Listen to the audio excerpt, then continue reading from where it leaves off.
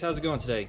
So I started prepping everything last night for paint, the doghouse I should say, and I found some cracks and some interesting spots on it. So today I'm going to start out by, there's the other one, it's down here. There's an interesting crack right in there. So I'm going to start out by welding these cracks up, taking them up to be more exact. And then we'll continue on prepping. I've already done a little bit. I'll show you here in a second what all I've done so far. But let's get started. Got the top spot tigged up. I do not claim to be a TIG welder.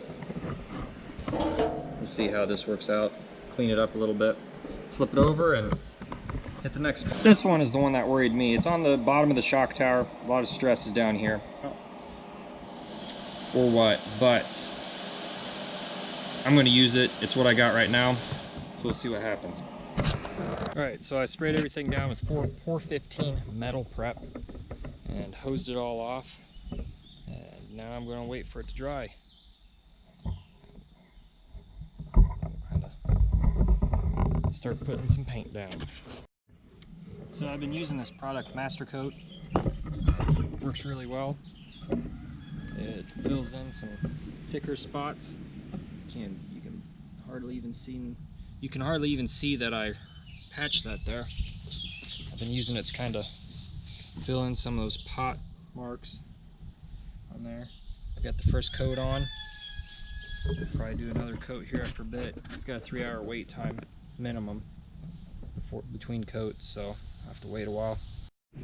I just finished putting on the agricultural coating that they sell, Master Coat sells.